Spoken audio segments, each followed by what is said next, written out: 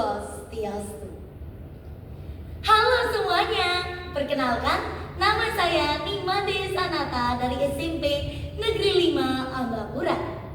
Nah, pada hari yang berbahagia ini, saya akan menceritakan sebuah cerita rakyat Bali yang berjudul Coba dan Rantang. Cerita rakyat ini sudah dikenal oleh seluruh rakyat Bali. Alkisah, di sebuah desa hiduplah dua orang bersaudara. Mereka bernama Coba dan Rantang. Kedua saudara tersebut memiliki penampilan dan sikap yang berbeda. Coba memiliki bentuk fisik yang gemuk, suka makan banyak, serta licik. Kemudian ketika ia berjalan, ia sering berkata seperti ini. Halo, aku Coba.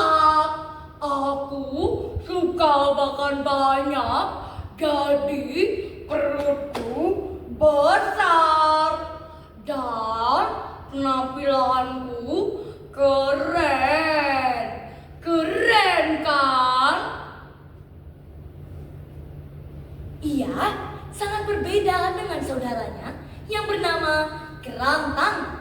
Kerantang adalah seorang pemuda tampan, rajin, dan baik hati. Cupak sangatlah licik. Suatu hari, Coba dan Kerantang ditugaskan oleh ayahnya untuk menyemai sawah. Coba tak mau ikut bekerja. Kerantang sendirilah yang bekerja. Coba hanya menonton dan bermain-main saja. Singkat cerita, Kerantang sudah selesai menyemai sawah. Tiba-tiba Coba datang dan menceburkan dirinya ke sawah. Kerantang terkejut lantas bertanya, "Kakak, apa yang kakak lakukan? Mengapa kakak menceburkan diri ke sawah hingga basah kuyup begitu, kakak?" Apakah jawaban Coba? Kamu jahat.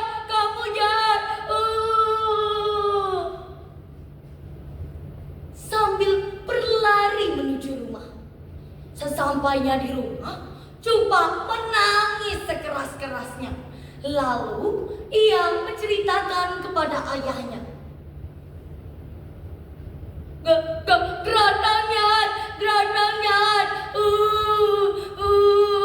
Lihatlah, aku sendiri yang bekerja hingga bajuku basah kuyup begini.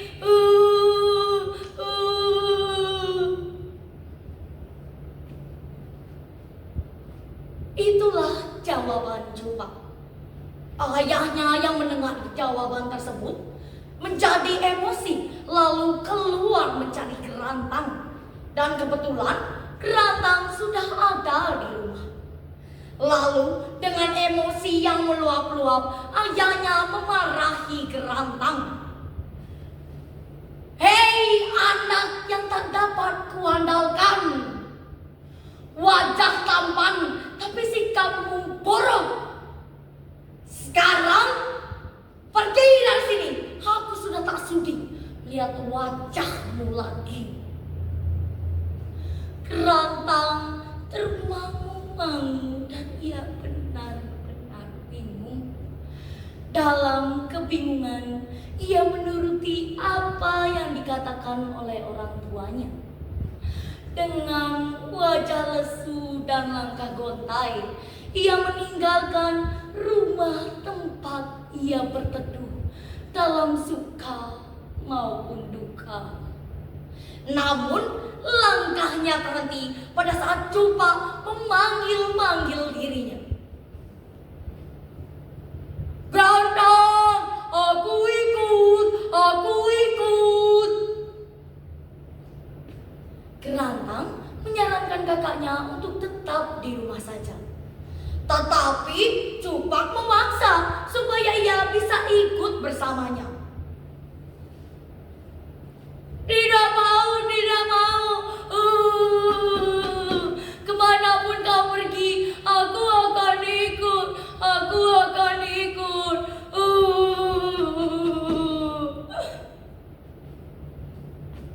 Ucap Cupak menangis meraung-raung. Akhirnya Kerantang mengajak Cupak untuk ikut bersamanya. Tibalah mereka di wilayah yang tak dikenal. Wilayah itu sangat sepi. Ternyata sang putri dari kerajaan tersebut telah diculik oleh raksasa yang bernama Ipenaru. Kerantang pun terpanggil untuk menyelamatkan sang putri. Kerantang memberanikan diri menghadap raja ke istana untuk meminta izin dan doa restu untuk menyelamatkan sang putri. Walau sedikit ragu, raja akhirnya memutuskan untuk menyuruh Kerantang menyelamatkan putri sematawayangnya. Karena udah banyak yang mencoba, namun belum ada satupun yang berhasil. Seperjalanan menuju hutan, mereka mendengar suara-suara yang menyeramkan.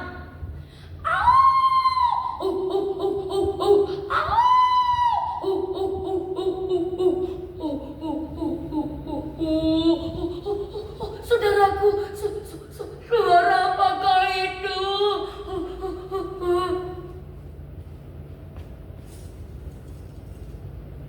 Tenanglah saudaraku, itu hanya suara binatang. Ucap Kerantang menenangkan Cupak. Tibalah mereka di gua tempat persembunyian Ipenaru. Kerantang turun melawan Ipenaru sendirian. Ipenaru yang merasa terusik akhirnya bangun dari tidurnya.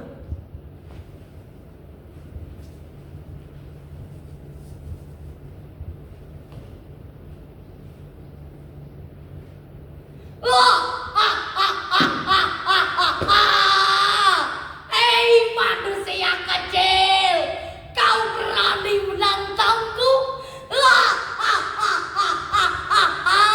Akan kukunyah tubuhmu dan kuremuk-remukkan tulang mudamu.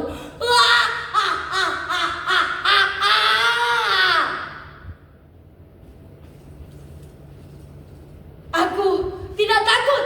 Aku akan membunuhmu, Ipenaru. Iya.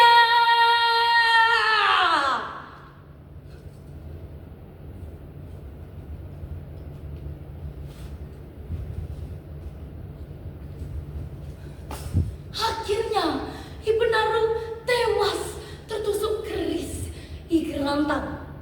Dengan cepat Kerantang memanggil kakaknya Cupak untuk mengeluarkannya bersama sang putri.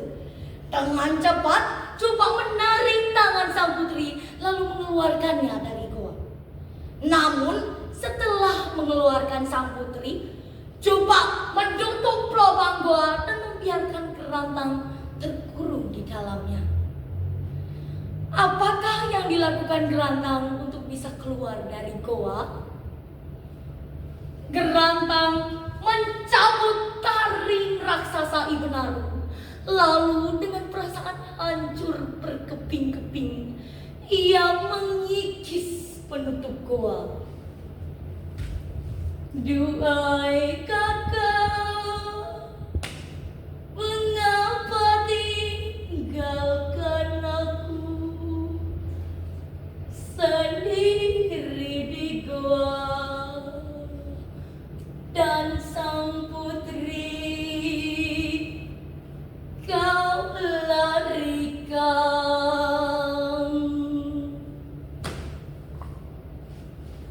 Akhirnya Kerantang berhasil keluar dari goa dan akhirnya ia menjelaskan seluruh kejadian tersebut.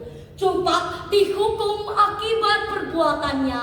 Lalu dengan hal itu Kerantang dan sang putri menikah serta hidup berbahagia selamanya.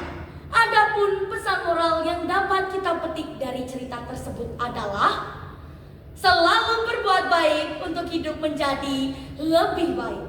Om Santi, Santi, Santi, Om.